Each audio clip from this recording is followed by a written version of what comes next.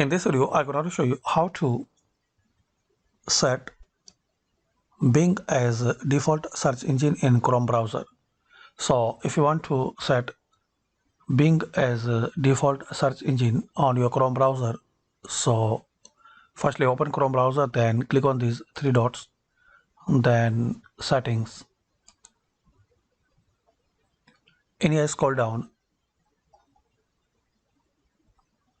you will see option search engine used in the address bar. So click on this drop down and select Bing. If you want to use Bing as a default search engine, so select it. Now open new tab. So as we can see, this Bing is now search engine in Chrome browser, and it's now default. Try to search something like Technopro.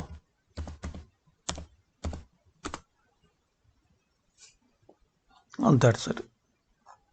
So hopefully friends, you like this video. By this quick method we can know how to set Bing as a default search engine in Chrome browser. Thanks for watching.